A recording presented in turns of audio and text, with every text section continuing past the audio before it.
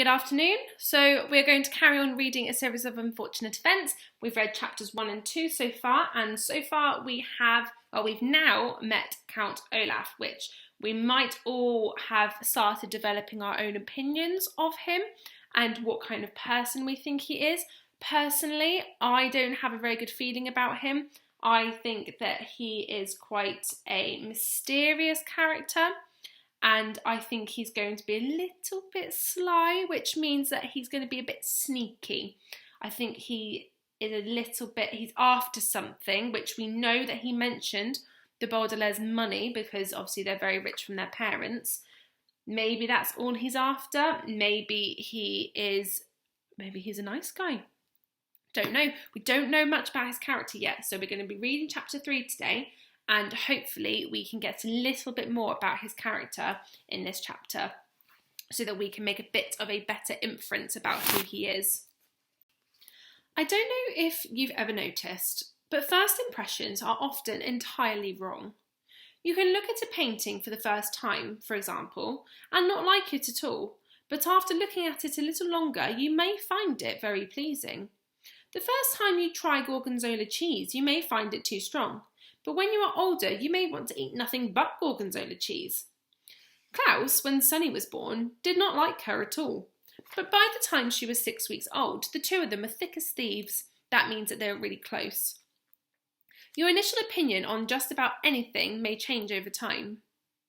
I wish I could tell you that the Baudelaires' first impression of Count Olaf and his house were incorrect, as first impressions often are.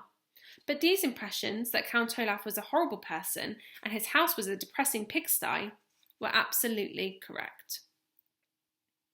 During the first few days after the orphans' arrival at Count Olaf's,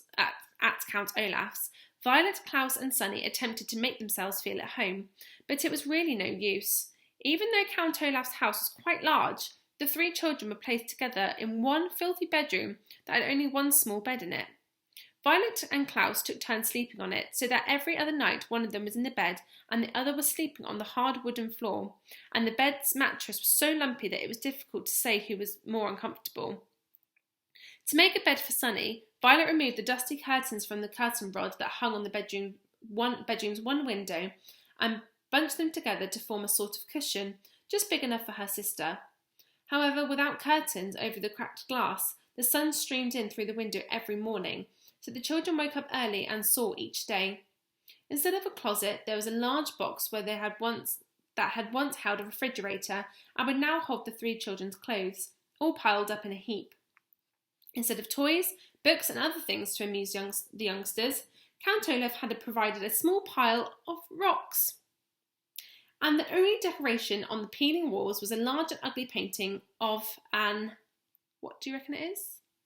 What does he have all over his house that we might now be thinking that Count Olaf is watching them all the time? Can you guess what it is? And the only decoration on the peeling wall was a large and ugly painting of an eye, matching the one on Count Olaf's ankle and all over the house. I'm really intrigued about this eye thing, because it keeps getting mentioned and it's obviously all over his house. There's got to be some kind of symbolism or something there, or something's going to happen with an eye or something. This eye is not just an eye. Something's going to happen with the eye. But the children knew, as I'm sure you know, that the worst surroundings in the world can be tolerated if the people in them are interesting and kind. Count Olaf was neither interesting nor kind. He was demanding, short-tempered and bad-smelling. The only good thing to be said for Count Olaf is that he wasn't around very often. When the children woke up and chose their clothing out of the refrigerator box, they would walk to the kitchen and find a list of instructions left for them by Count Olaf, who would often not appear until night time. Most of the day he spent out of the house or up in the high tower, where the children were forbidden to go. The instructions he left for them were usually difficult chores, such as repainting the back porch or repairing the windows, and instead of a signature, Count Olaf would draw an eye at the bottom of the note. One morning his note read, "My theatre troupe will be coming for dinner before tonight's performance. Have dinner ready for 10. for all 10 of them by the time they arrive at 7 o'clock. Buy the food, prepare it, set the table, serve dinner, clean up afterwards, and stay out of our way. Below there was the usual I, and underneath the note was a small sum of money for the groceries. Violet and Klaus read the note as they ate their breakfast, which is a grey lump of oatmeal Count Olaf left for them each morning in a large pot on the stove. Then they looked at each other in dismay. None of us knows how to cook, Klaus said. That's true, Violet said. I knew how to repair those windows and how to clean the chimney, because those sorts of things are what interest me. But I don't know how to cook anything except toast. And sometimes you burn toast, Klaus said, and they smiled. They were both remembering a time when the two of them got up early to make a special breakfast for their parents. Violet had burnt the toast, and the parents, smelling smoke, had run downstairs to see what the matter was. When they saw Violet and Klaus looking fawnily at a piece of pitch-black toast, they laughed and laughed, and they made pancakes for the whole family. I wish they were here, Violet said. She did not have to explain that she was thinking about their parents. They would never let us stay in this dreadful place. If they were here, Klaus said, his voice rising as he got more and more upset, we would not have to be with Count Olaf in the first place. I hate it here, Violet. I hate this house. I hate our room. I hate having to do all these chores, and I hate Count Olaf. I hate it too, Violet said, and Klaus looked at his older sister with relief. Sometimes just saying the thing you hate sometimes and having someone agree with you can make you feel better about a terrible situation. I hate everything about our lives right now, Klaus, she said, but we have to keep our chin up. This was an expression of the children's father that the children's father had used, and it meant to try and stay cheerful. You're right, Klaus said, but it's difficult to keep one's chin up when Count Olaf is shoving it down. Jup! Sunny shrieked, banging the table with her oatmeal spoon. Violet and Klaus were jerked out of their conversation and looked once again at Count Olaf's note. Perhaps we could find a cookbook and read about how to cook, Klaus said. It shouldn't be that difficult to make a simple meal.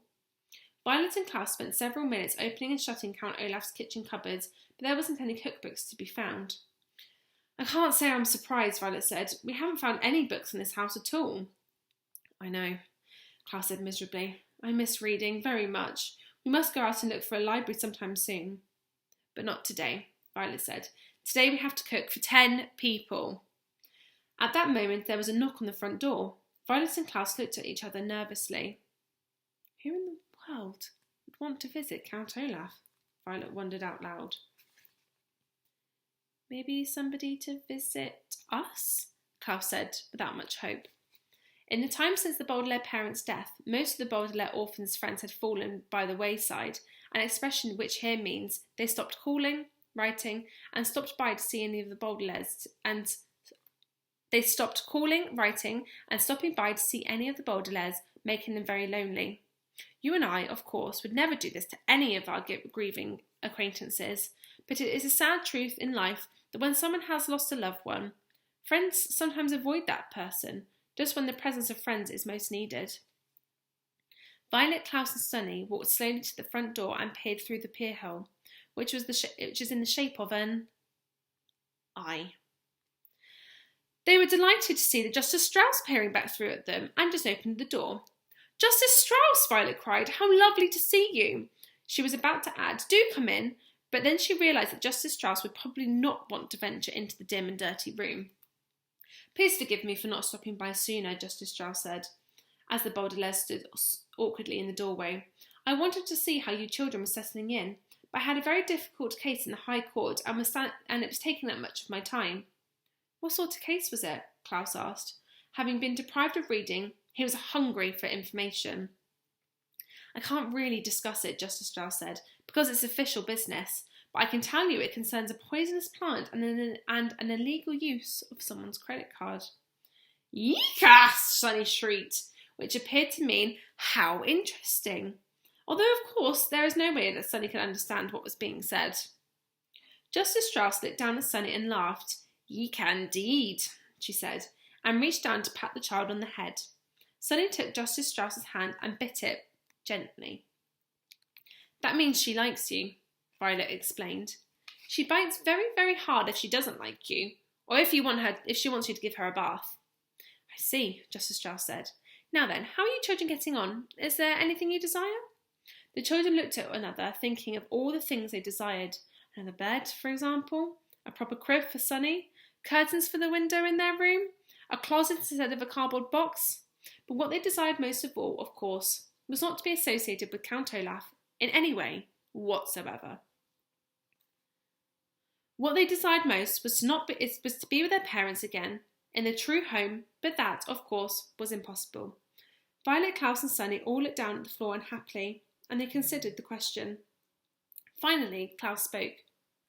Could we perhaps borrow a cookbook? He said. Count Olaf has instructed us to make dinner for his theatre troupe tonight, and we can't find a cookbook in the house. Goodness, Justice Strauss said. Cooking dinner for an entire theatre troupe seems like a lot to ask of children. Count Olaf is giving us a lot of responsibility, Violet said.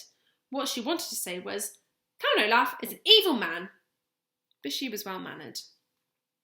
Well, why don't you come next door to my house, Justice Strauss said, and find a cookbook that pleases you. The youngsters agreed and followed Justice Strauss out of the door and over to the well-kept house. She led them through the elegant hallway, smelling of flowers, into an enormous room, and when they saw what was inside, they nearly fainted from delight, Klaus especially. The room was a library, not a public library, but a private library. That is, a large collection of books belonging to Justice Strauss. There were shelves and shelves of them on every wall, the floor to the ceiling, and separate shelves and shelves in the middle of the room. The only place there wasn't books was in the corner, where there were some large, comfortable-looking chairs and a wooden table with lamps hanging over them, perfect for reading. Although it was not as big as their parents' library, it was cosy, and the Baudelaire children were thrilled. My word, Violet said, this is a wonderful library. Thank you very much, Justice Strauss said.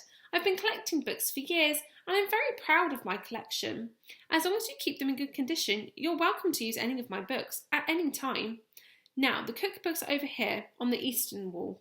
Shall we have a look at them? Yes, Violet said. And then, if you don't mind, I should love to look at any of your books concerning mechanical engineering. Inventing things is a great interest of mine. And I would love to look at any books of wolves, Klaus said. Recently, I've been fascinated by the subject of wild animals in North America. Books! Sonny shrieked, which meant, please don't forget to pick out a picture book for me. Justice Strauss smiled. It is a pleasure to see young people interested in books, she said. But first I think we'd better find a good recipe, don't you? The children agreed, and for 30 minutes or so they pursued several cookbooks that Justice Strauss recommended. To tell you the truth, the three orphans were excited to be out of Count Olaf's house and in this pleasant library. They were a little distracted and unable to concentrate on cooking, but finally Klaus found a dish that sounded delicious and easy to make. Listen to this, he said. Puttanesca. It's an Italian sauce for pasta. All we need to do is saute olives, capers, anchovies, garlic, chopped parsley and tomatoes together in a pot and prepare spaghetti to go with it. That sounds easy, Violet agreed. And the Baudelaire authors looked at one another. Perhaps with the kind Justice Strauss and her library right next door, the children could prepare pleasant lives for themselves as easily as making puttanesca sauce for Count Olaf. And that is chapter 3. Now, not much has happened in that chapter. All we know, well, I say not much, we definitely have a better idea of what kind of person Count Olaf is, because at the very start it was talking about first impressions and about how first impressions can be wrong, but the first impression of Count Olaf isn't wrong. So I wonder whether your first impression of Count Olaf isn't wrong. My first impression, obviously, was that I thought he was a little bit sly, not too sure about him, doesn't seem very kind, and I think my first impression is still definitely true. What about your first impression? Why don't you talk to somebody in your household and talk to them about what your first impression of Count Olaf was and whether it's still the same? Was your first impression correct or was it incorrect? And can you tell them why? And remember, if you want to tell me, you can email me too. But in that chapter, it seems like right at the end, they're trying to give us a little glimmer of hope that now they found Justice Strauss's library, maybe they can have some happiness in that. The only thing I would say is none of the adults in this story seem to be very how would I describe it? They don't seem to be very responsible, because Mr. Poe didn't listen to the children when they said that they didn't know Count Olaf. Mr. Poe took them to Count Olaf's house and saw how dirty and horrible it was, but left them there anyway. Didn't check the rest of the house to make sure that their children were going to be comfortable. Count Olaf, we don't even need to go into Count Olaf because we know that he's not going to be a very nice man. And Justice Strauss, who is a judge who works with the law, who seems to be very smart and clever and intelligent, isn't seeming to notice that the children are living in somewhere unsafe, untidy, unclean, and are unhappy. So it seems to me that the adults in this story seem to be a little bit blind to what's going on, which is probably why the children feel so alone. Don't know. What do you think? I think that the adults are actually being a little bit... It seems to be that the children are a bit smarter than the adults, which is a bit strange, but it just seems true. Let me know what you think, and we'll read chapter 4